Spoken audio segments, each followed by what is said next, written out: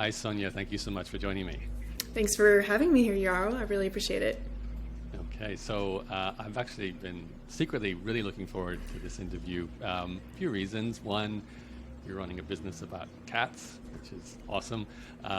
Two, you're basically in my portfolio as an angel investment via Jason Calacanis, so it's extra fun to see the growth of your company. Yeah. I feel like I'm a tiny part of it, which is always cool. And on the flip side, I also saw what you guys kind of went through during COVID, so I'd love to talk a little bit about that as well. But let's start. What exactly is Meowtel? It's the name of your company, meowtel.com. I said it's about cats, but what do you do exactly? Yeah, so we are the #1 cat sitting app in the country. Cats are very territorial animals. They're skittish. They get freaked out anytime you take them out of their home environment. So when a cat parent is traveling, you can't put them in a hotel. You can't put them in a kennel. They really should be staying home.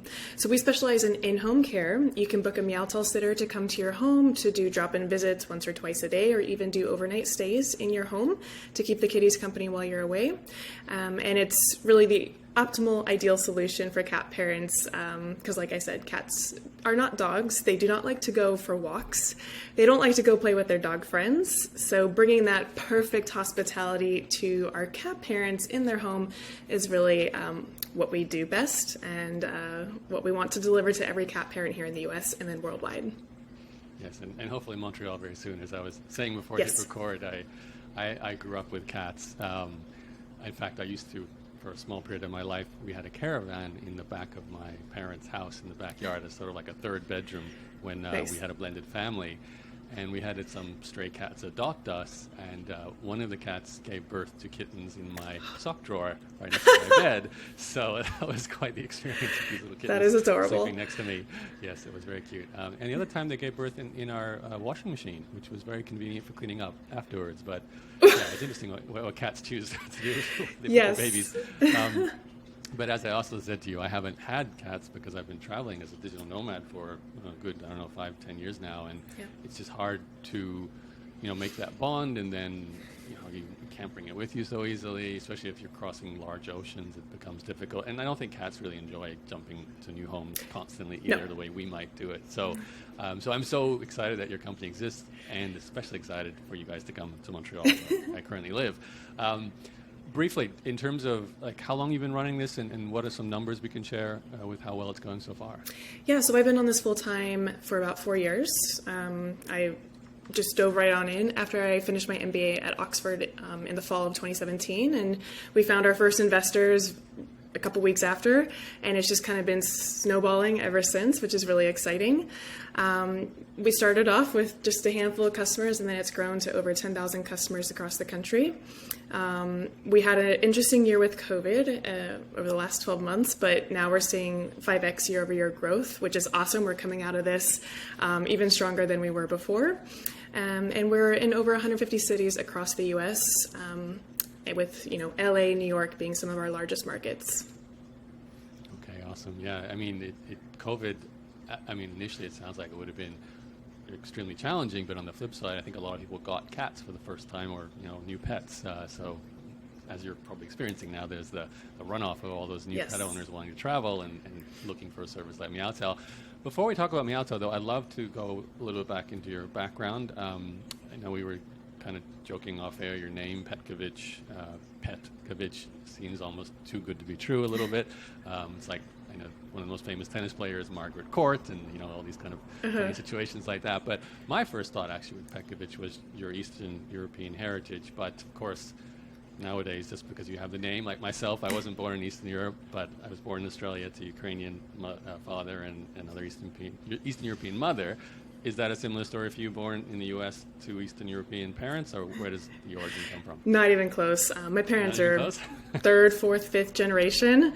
Oh, okay. My dad's side is from Pennsylvania. My mom's side is originally from Pennsylvania too, but now they live in the South, Arkansas and Texas. So even though people think I was born in Russia or Eastern Europe, it couldn't be further from the truth. So born and raised in San Diego. Kind of spent most of my life in California. I'm back here in San Francisco now, which it's nice to be back. But yeah, born and raised U.S. American True Blue then. Yeah. So in terms of your upbringing then, I'm guessing in San Diego or maybe more recently in San Francisco. But if we go back sort of university or even high school, was there any entrepreneurial examples in the family, anyone close to you that kind of made you think of entrepreneurship as an option, or did it really come later in life?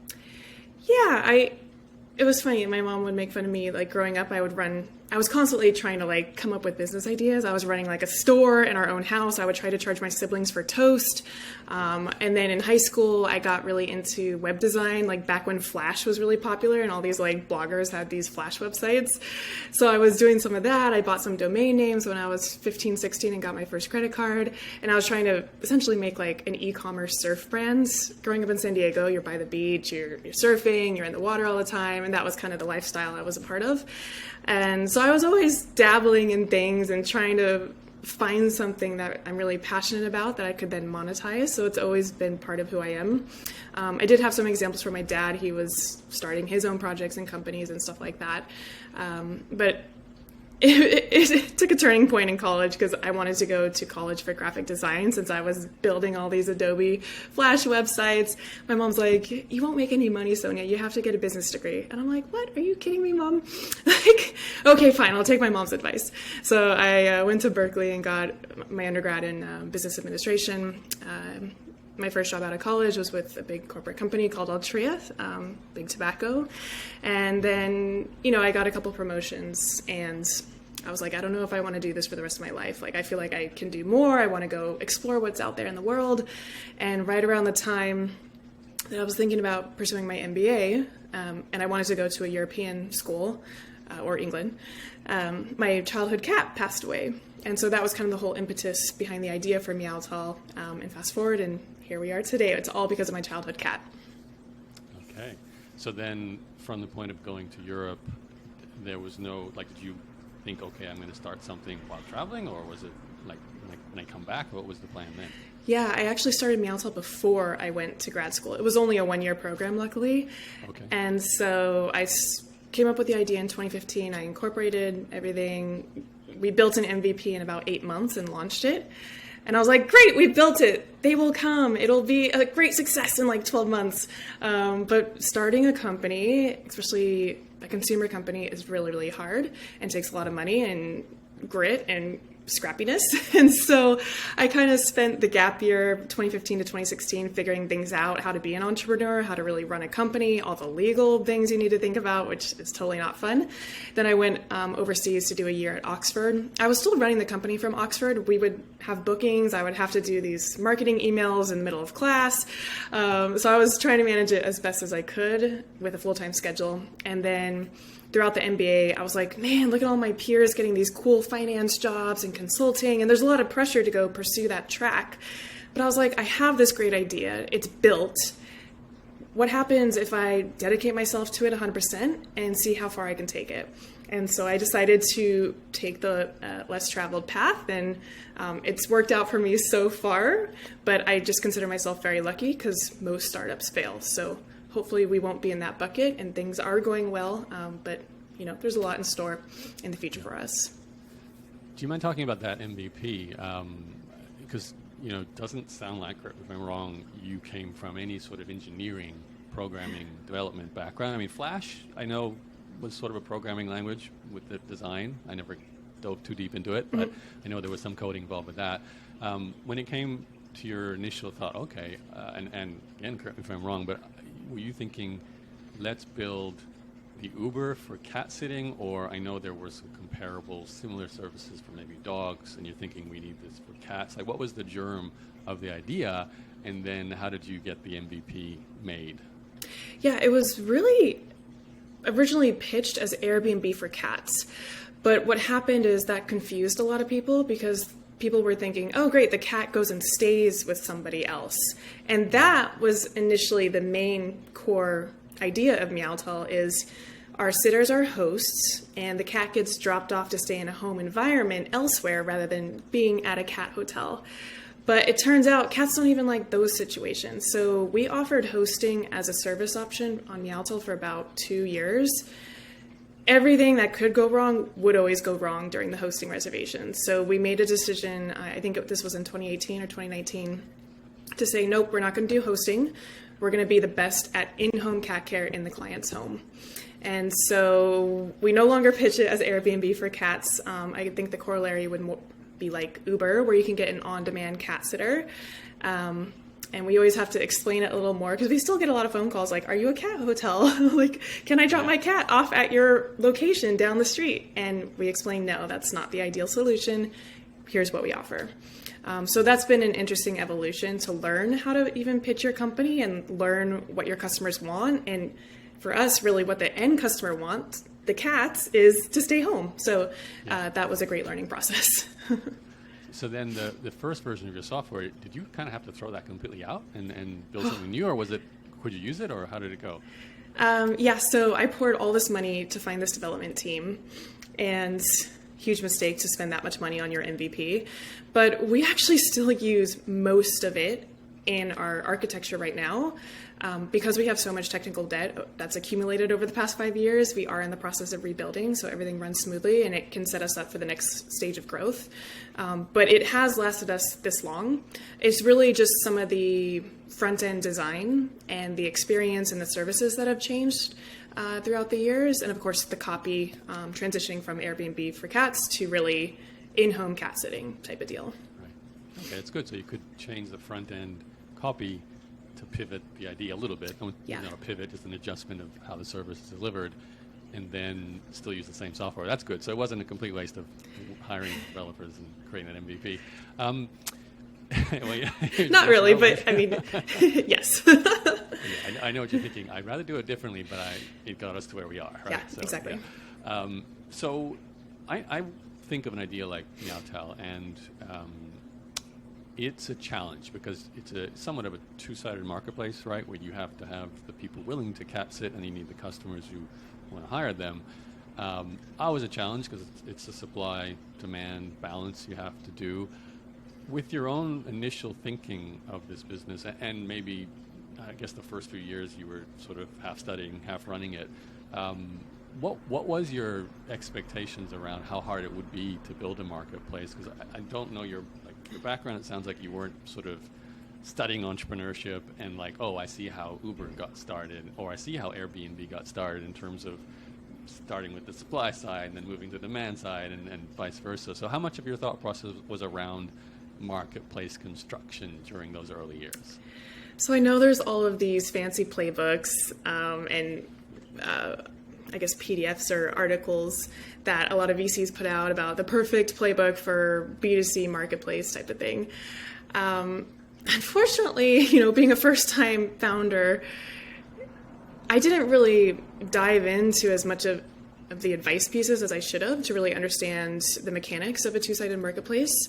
My whole thinking was like, this is such a good idea that if we build it, they will come, and that's that. And then it will be a flywheel from there. There was really no strategy behind the launch, how we've grown thus far. I shouldn't be saying this publicly, but I am, because this is what every first-time founder goes through.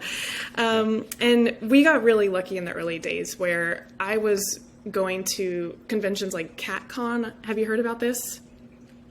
Great name, but no, I have not heard of it. So it's the biggest cat convention specifically for cat owners in the world. Every year in LA, there's about 20,000, 30,000 crazy cat people that just show up for this. And I think I went the second year that it was happening. I dragged my brother with me. We got Meowtel branded items like pens and stickers, and we would walk around the convention just handing them out. And we actually, between that and Craigslist posts, which cost $3 a pop, we got our first couple of wonderful sitters who are still on the platform today, 4 or 5 years later, because they've almost made a career out of this, which is really cool to see. So, we got lucky by just finding the right supply to initially drive those first couple of customers to be like, okay, I think this is a trustworthy enough platform to let me give it a go. This person looks like they really love cats. But if we hadn't been like that scrappy and just tried to find sitters wherever we could, I don't think we would have made it that far. And we have, Right. Go ahead. We have learned a lot about what the right type of sitter is for us. It's not so much about cat experience, it's about other things like attention to detail, communication style. So that's been a great learning experience for us, and we're constantly finessing the process. Yeah, that's the sort of thing you wouldn't know until you start, really, as well, Yeah. learning the nuance there. So it sounds like you did. I mean, it makes sense. You have to do the supply side first, right? Because no cat sitters, you can't have anything to sell. Right. How, in terms of, maybe I should split this into two phases. I don't know. It feels like you had your first phase where you're the Airbnb, and it was kind of not a side hustle, but a half project while you finish your studies, and then it switched to being your main thing. You're going all in, and that's when it's more like the Uber for cat sitting with the sitters coming to the house. How has your marketing strategy changed over time? Is it a case of do you need to still go and attend conferences and put up Craigslist ads? And on the flip side with the marketing, because you can find a great cat sitter, but then you have no one hiring them, and they've got no work, so they go and get a job somewhere else, right? So how is the scaling been, especially maybe in the last? I don't know. It's hard to say because COVID. I can imagine it's been all over the place with COVID too. So, but simply put, how has it been to balance the two-sided marketplace growth? Yeah, it was hard to manage it through COVID because all these sitters just loved the idea and wanted to become sitters with us, but then we would have to kind of manage their expectations and say, you guys probably won't get booked for 6 months due to COVID. Just be ready for that. And unfortunately, we did have quite a number of sitters churn through the past 12 months because they weren't getting bookings due to COVID impacting travel. Luckily, it looks like we've turned the corner, and now we're in a really good equilibrium of onboarding X amount of sitters each week. By week 4, they have their first booking. And then once they get their first booking, that is really what locks them in. And then they're like, okay, this is cool. I'm going to do this as a long-term side hustle. On the customer side, we've tried a lot of different things from Craigslist to Google Ads, just thrown money at different tests to see what sticks and what converts. Luckily, or it could be, bad luck for us, is we have one channel that works really well. Google is amazing because think about it. When you're a cat parent, you're about to travel, you're stressed. Where do you go to instantly find a cat sitter? You're not going to go to Facebook. You're not going to go to Instagram. You're going to go to Google. And so paid advertising through Google, organic search, working on our SEO and optimizing that has put us in a good position to be where we are today. I think when we talk to investors, they're always like, oh my gosh, Facebook, Instagram, those are going to be amazing channels for you. But those are just passive consumption when you're on those platforms. And yeah, you might see an ad for cat sitting, but then you'll forget about it. So it requires a lot of money to constantly put ads in front of them until they're ready to travel and catch them at the right time. So we're still trying to figure out those two channels, but for the most part, we're all about AdWords, SEO, and just being top of the page on Bing, Google, etc. Yeah, I can imagine word of mouth is pretty helpful too, since once you use it once and someone asks you about how did you travel, look after your cat, you mentioned Meowtel. So do you mind if we go back to your story? So I am really curious about the first time you decided to raise funding and also how you dealt with COVID, but where does that come in? So you graduated, and then you decided to go all in with Meowtel. What did you do at that point? Yeah, so it was October 2017. I was super broke. I had all this student debt. And I was like, well, I don't have a choice. I have to go find an investor who's willing to put money towards cats in this idea. I was in Dallas at the time. And amazingly enough, I found a new-ish accelerator there. I was part of their first cohort under the new managing director. I got our first $10,000 check. I thought it was so much money. I mean, when we're spending $10 a day in Google AdWords and we think that's going to make us broke, that's how bad things were. But that got us enough money to, make a couple of improvements based on what we had learned in the past year and get a couple customers in some key cities that just would come back and keep booking. And that's all you need to really start to build a big business. That got us enough traction through Q4, which is always our peak season, to catch the interest of another accelerator down in Austin. And they wrote a $100,000 check. And I was like, oh my gosh, this is the equivalent of $100 million. And again, that got us enough traction all the way through 2018 to then bring us out to San Francisco, go through Jason Calacanis' launch accelerator, get another $100,000 check. And then he eventually syndicated us through the syndicate, which was awesome. We closed a small seed round right before COVID. I think we signed the closing docs January 2020. So we were really lucky in that regard. And then COVID hit. I remember the day when San Francisco announced their lockdowns. I think it was like March 16th. And my co-founder looked at me and he's like, "Are you okay? Your face is completely pale." Because we just had cancellation after cancellation coming in. I'm like, oh my gosh, this business is going to go to zero overnight. So we had to make some tough decisions. We downsized. We went bare bones, and we just focused on what we could control, which was product. So that's how we used the year. Yeah, and that's about the time I invested in that with Jason, the syndicate raise. And I do remember it was like, oh, I mean, like as I said earlier, cats, great, I'm investing. But then B, I was thinking through all the angel investments I've done and which ones would be more impacted by COVID. I'm like, well, no more traveling. No one needs their cats to be sat because they're going to stay home with their cats. So you would have been one of the most hardest hit by this. And obviously, everything you just described that you did makes complete sense. You just have to get your costs right down. You know you're going to get cancellations. And then wait and see, I guess, would have been part of it, right? Because we didn't know how long COVID was going to impact travel. It's still going, I guess, in some ways, but travel certainly picked up. I'm kind of curious, maybe now that we are exiting COVID, you get to think about your company less about surviving a pandemic and more about growing into the next phase. And I would tie this back into I guess this is the biggest raise you did with the syndicate, right? So that would have been, the biggest investment you had. I'm always curious because you don't hear much about after the investment, how as a founder you think about using this money, because it's a lot at once, and you obviously have to plan a runway, but at the same time, you want to make the best use of that money. Like how did, and I totally understand COVID would have flipped those ideas on your head, but now that we're out of it, how do you think about the best way to make use of investing money? Yeah, for us, it really comes down to, the two sides of the marketplace. So one, make sure we have 100% sitter coverage across the country. That means onboarding as many sitters as we can. What we need to be able to do that is get butts and chairs here at HQ and people who are capable of vetting and onboarding them. We have the most rigorous sitter vetting process across like the major pet platforms, including Rover and WAG, where we do face-to-face Zoom calls with all of our sitters so we get to know them. They are very clear on our policies and expectations. Because we wouldn't feel comfortable putting someone publicly on our site if we hadn't at least had a conversation with them and seen them face to face. So that does require a bit of time and quite a number of staff members to help with that. So that's really where the money's going on the supply side. Luckily for like sitter acquisition, there's a lot of word of mouth. And we have good SEO with cat sitting app and cat sitting jobs. And then we get random shout outs on TikTok, which drives like hundreds of applications for free to us that we don't have to spend a ton of money to get the right number of sitters. So that's great. On the flip side, for customers, really, managing our monthly spend for PPC. And it takes, seasonal highs and lows. Like Q4, our CAC drops significantly because there's just so much demand that we don't need to spend a whole lot to get a ton of conversion.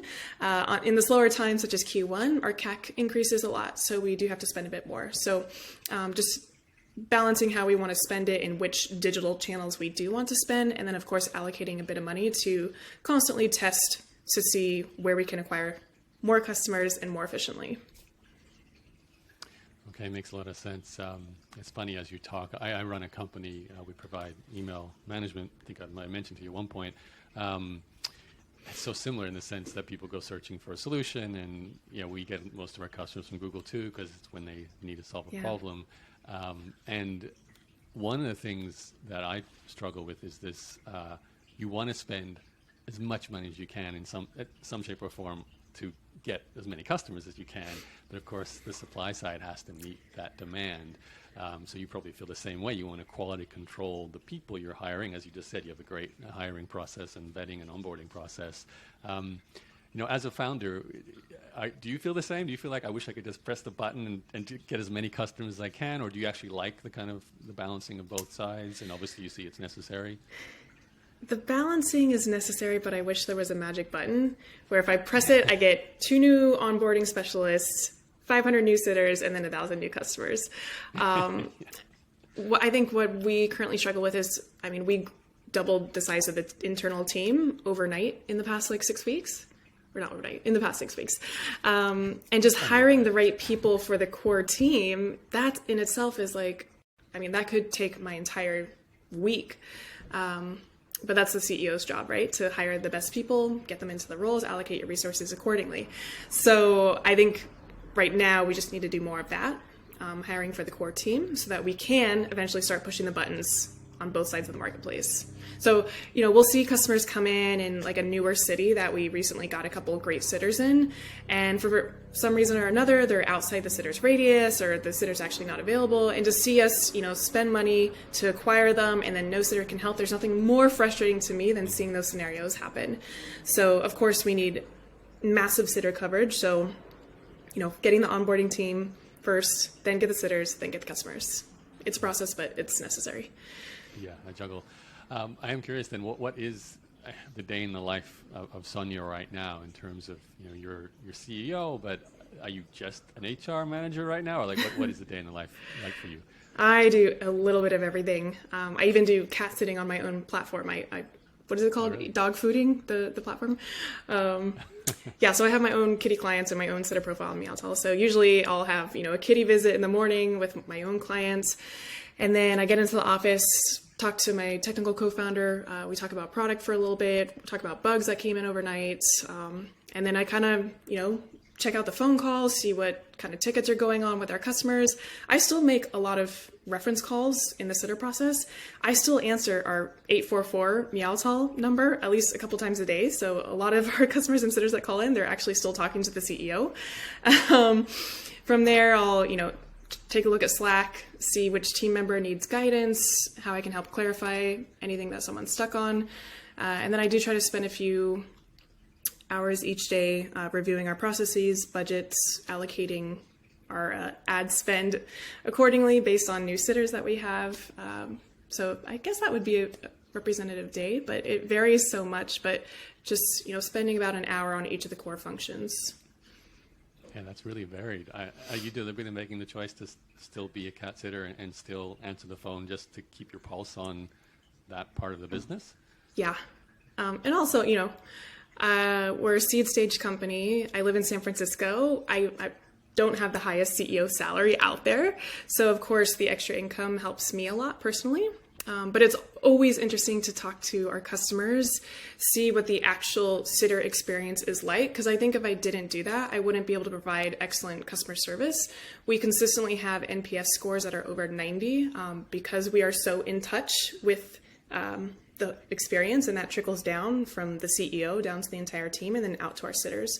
So even if we're, Series A, Series B, I'm still going to be cat sitting on the platform. I'm still going to be talking to our sitters and answering calls because I think that's so crucial to the overall experience.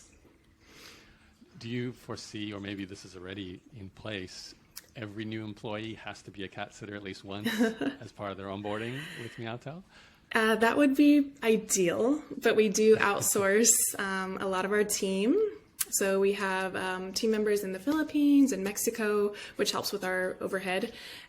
So they can't be sitters because we're only in the US, but our training is such that it's so thorough, and I expect every team member to know all of our processes through and through, that and I share my personal sitting stories. So I think they have enough knowledge at their fingertips that helps them understand what's going on. I guess long enough time frame, if it is global, at some point you could have every employee potentially do at least one cat sitting session, but obviously you're not in Mexico yet and so on. I'm curious, so you mentioned your Series A as a possibility as the next sort of phase in growth, I guess, as well, or at least fueling growth. How do you prepare for that? I know you're a first-time founder, but I've never raised a Series A. I was bootstrapped. What is it like to prepare for that as the CEO? And I always wondered too, how much of a distraction do you find fundraising is versus running the business? I know you have to do both, but how do you find the whole experience? I will answer the second part of the question first. Fundraising is a nightmare. I don't enjoy it. Even raising our pre-seed seed, that was like pulling teeth. I had, dozens and dozens of meetings, and I know that's standard, but it's just like, I am such a people pleaser and I want to be so involved with the business and know what the customers are experiencing that I would rather dedicate my time to just providing an amazing experience rather than going out and raising money. If you can build a business such that you don't need to raise funding, then to me, that's a much stronger business in the long term and the only type of business you should be building. So to answer the first part of your question, Series A isn't off the table. All of our investors do want us to go raise money. They're like, your metrics are amazing. Now's the time to go raise. The market is hot. And I'm like, yeah, but we're profitable. We're growing at a really nice pace. Why would I go dilute myself when we don't need to? And the interesting thing about Meowtel is we collect cash up front, usually about 30 days in advance of the booking happening. So we have, a really nice free cash flow happening in case we need to use it on payroll or increase our ad budgets. So it's like a 0% loan that we constantly have from our customers. So keeping that in mind is just like, if the terms make sense and we find a great lead who we do want to work with over the course of 10 years, then yeah, I would be open to talking about a Series A and getting them on our cap table. But until we find the right people and the right terms, we're still just going to be scrappy, bootstrap it, because we did reach profitability as of last month. So it's just a really great place to be in right now. Yeah, I think Jason uses the term Pegasus, I think, for someone who doesn't need to do more rounds because they can grow off of cash flow. I think Fitbit was the company he was talking about recently that did that. And sure, why not? Like for all the reasons you just said, don't have to dilute anymore. If you can still grow at the pace that investors are happy with, you're happy with, away you go. In terms of that, then, what is your vision for where this is going? I know you're clearly passionate about the business itself, so you probably see yourself doing this for 10 years. But what does it? Where do you want it to go? What are you most excited about? Yeah, I'm most excited about just providing a service that has never been offered to the cat parent community and doing it so exceptionally well that no one is going to leave your service in churn. So I usually compare this. I know this is a silly comparison, but do you know In-N-Out Burger? Okay, so they do one thing and they do it exceptionally well and their customers rave about them, yada, yada. That is the equivalent of what I want Meowtel to be for the cat world. So yes, we can eventually expand into other services or even products, even though that's becoming a more and more crowded space. As you have more niche consumer brands hop in there and notice that there is a gap for all cat parents. And services are way more difficult to do because you do need the supply, you need the right supply, you need a loyal supply. So if we can figure out the services and do it really, really well, that will be a huge and successful business on its own. But once we have that part down, the opportunities are endless and we can just conquer each service vertical for cat parents as we wish. So that could include in-home grooming, in-home vet visits, anything related to in-home experiences, even cat health insurance, you never know. So kind of building out this full stack model, assuming we can do each exceptionally well, a la In-N-Out. Right. Makes sense. Do you ever think especially now with, the growth you're going through, does the idea of one day you might be a unicorn founder and all the potential publicity and limelight that might be shown on you, especially as a female founder, does that ever cross your mind? It's a little terrifying. I am naturally an introvert. I don't use social media. I have Instagram, Facebook accounts, but I'm never on them. I am willing to do interviews, but I don't want my face on the front cover of a magazine or a blog. So while, that is the end goal to have a company that big, that garners that much publicity, am I going to be the right person at that stage to handle that? I don't know. And as a CEO of a startup, you always have to be the mindset of, you are replaceable too. For this stage, I might be the perfect CEO. For years 10 through 20, I'm probably not going to be the perfect CEO for the company. So, we'll cross that bridge when it comes. Yeah. Okay. That's exciting. Sonya, for the people listening in who especially are interested in a marketplace business like yours, like they're thinking of starting something, might be very front-facing to the general public the way you are, or maybe it's more business to business, but it's still a marketplace. They have to find the supply and they have to find the demand, and there's probably some kind of software that needs to be built to make this, at least begin the project. How would you advise they start, especially now that you sort of had almost two phases, the build it with a development house and then change the topic a little bit, and now you're doing a complete rebuild of your technology stack, so you kind of have this experience. How would you suggest, or even how would you recommend Sonya from 5-6 years ago get started if she was starting, right now? So luckily now, and I know Jason talks about this all the time, there's the no-code drag and drop apps that you can build. Of course, you want to prove out your idea because there's so many, there's still a lot of good ideas that are out there that you can build a big company around, but increasingly we're going to run out of ideas, especially around marketplaces. How many more marketplaces can you build for what services and products you want to deliver? So use like a no-code app to build your MVP, so you're not spending upwards of like $100,000 like I did on your MVP with a full development team. And then validate that your supply wants to provide the service or product that they are going to do through your marketplace. Validate and talk to customers before you even work on the MVP. That's something I didn't do well in the early days. I was just like, aha, I'm a cat parent. I had this problem. I now want to go solve it. I didn't talk to anyone else who owns a cat. Huge mistake. So talk to people who would potentially be your end users. See what their pain points are, because they'll probably be very different from how you're thinking about solving the problem that you're trying to solve. So using those insights, you'll be able to build a better marketplace, and that will also dictate what you need to get on the supply side and how you vet them or find them and stuff like that. So just do your research. You probably want to do, 50 to 100 hours of research for both sides, and then figuring out how you're going to build the MVP. And then if everything checks out and it sounds like your supply could really solve the problem for your customers, go build it. But again, use the drag and drop. Don't build a development team. So you shouldn't spend more than, $5,000 to $10,000 on this whole process and building your MVP in full. Mm-hmm. And do you recommend raising some kind of finance or joining an accelerator like you did? Yeah, I think accelerators are really helpful. Being a first-time founder, a female founder coming from the corporate world, I had no idea what I was doing. I had no idea about how to review term sheets and what cap tables are and all that fun stuff. And they teach you all of that. And they also teach you a lot of great Y Combinator, guidelines on how to build a great company that customers love. And so it's a great 12 to 13 weeks that you're going to spend just learning about how to run a company and be an entrepreneur. Yes, they will take a big chunk of your company up front, but I think that is worth it if you are a first-time founder. If you're a second-time founder, you can skip the accelerator stage and either bootstrap or go raise a seed or pre-seed. But first-time founders, yes, do an accelerator.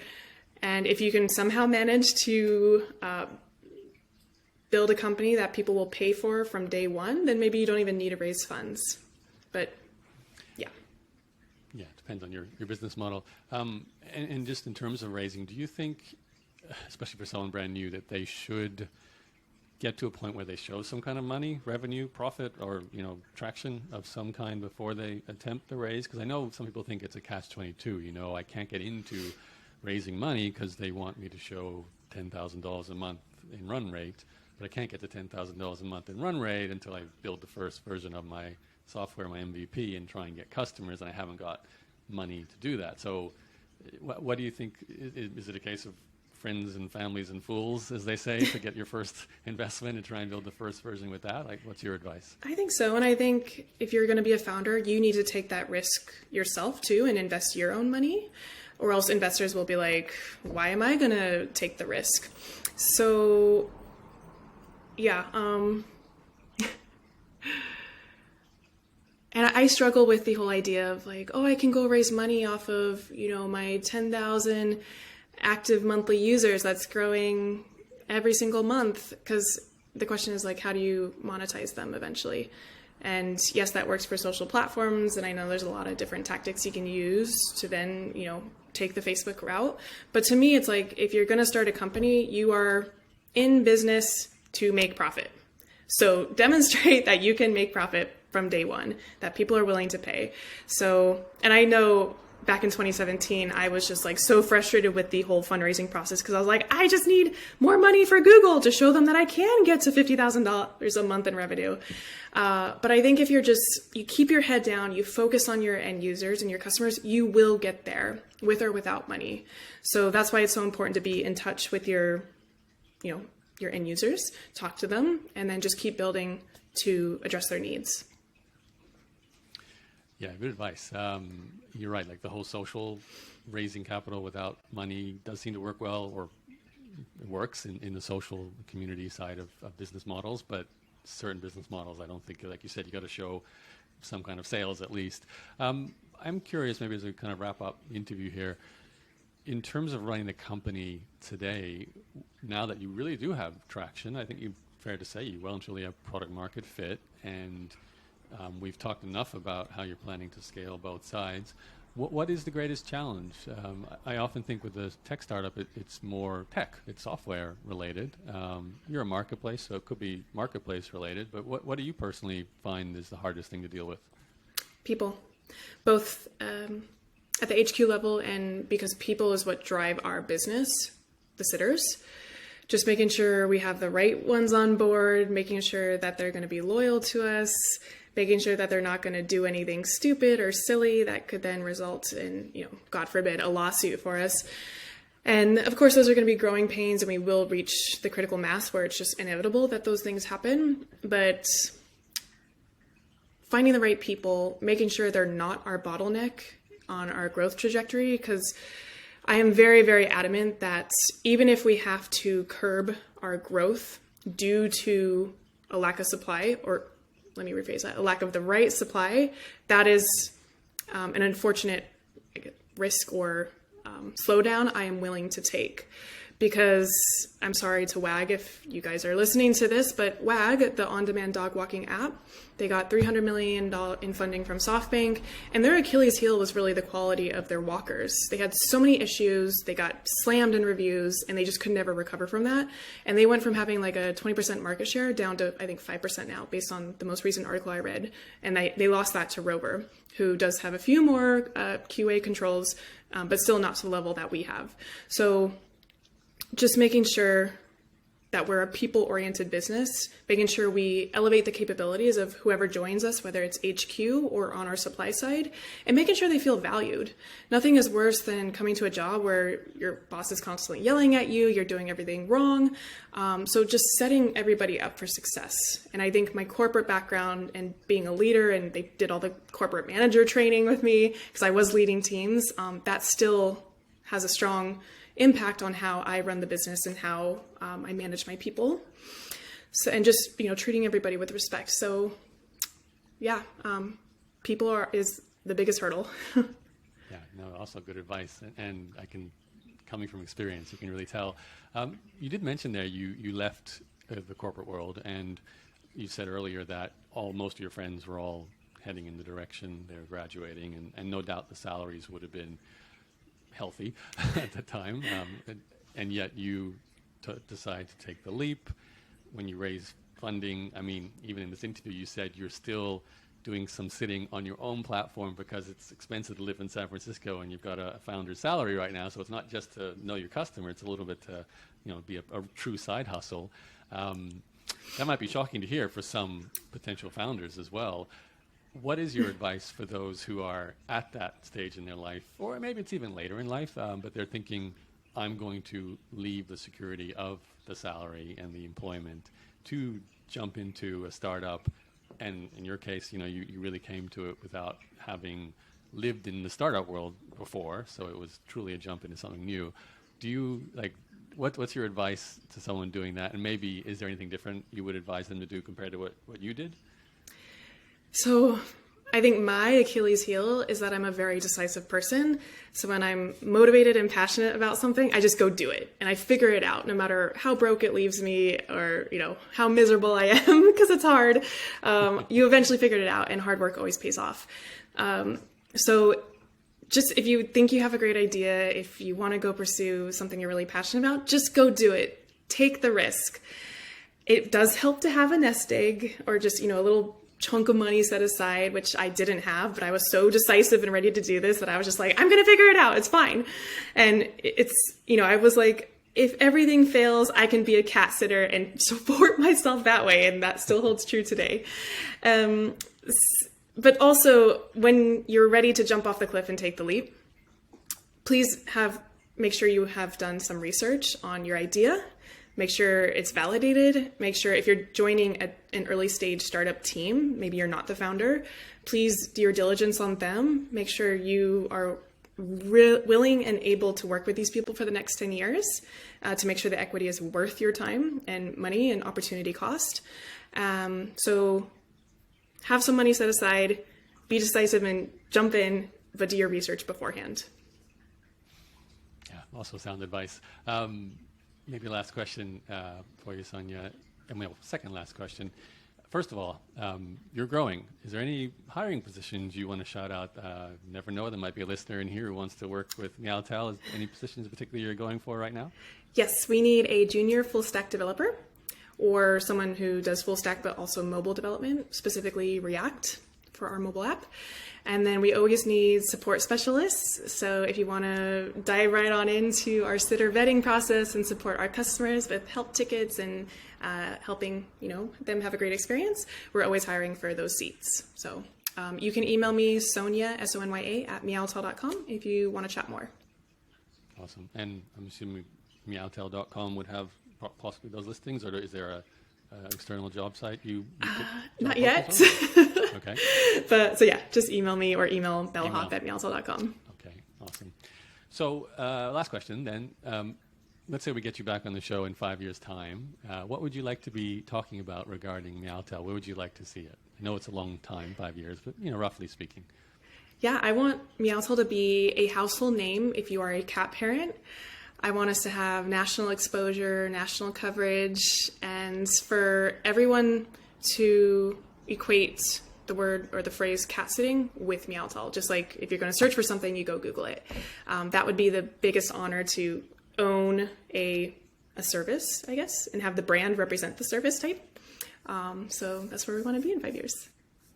Nice. And do you see yourself doing much like you're doing now, or do you think your role would be different then? Oh man. Well, I will for sure have stepped out of the daily grinds and being in the weeds with our customers a little bit. Of course, I'll still do a little because I just can't help myself. But I will be doing more high level strategy, hiring CFOs, C-level people, eventually finding my replacement CEO, maybe, and just thinking more high level strategy. Okay, awesome. Sonya, thank you for taking the time. Anything else you want to throw at us before we wrap up the call? I don't think so. Just if you want to be a cat, but you still want to be a nomad, you can be a cat sitter when you come visit the US and get free accommodation with overnights. But yeah, no, I'm good. So thank you for having me. This has been great. No, thank you. Yeah, that's a good point too. It's cat sitting, but as the cat sitter, you get to stay in someone else's house too, right? So it's kind of like an Airbnb. Is that? Yeah, that's the other services like trustedhousesitters.com, where you travel the world and get free accommodation. So you can technically do the same with Meowtel. Yeah, except you're getting paid to do it rather than just getting free accommodation. So it's even better. So yeah interesting. Okay, so Meowtel, I will put the link, but it's meow like a cat, tel like hotel.com. Thank you, Sonya. Good luck with everything in the future. And hopefully we will get to talk in maybe even 1 or 2 years with the continued growth. And obviously, as an angel, invest in your company. I wish you the best of luck. And I love your updates. So, not every investment I do does the updates like you do. And it's so great to read that, ongoing, whether bad or good, as you went through the COVID, it was just great to hear what was happening there and knowing you were still alive, more than anything. And then now as things are much better, and hopefully we'll continue just to see that, the passion get lit and see the continued growth. So keep up the good work. Awesome. Thank you so much.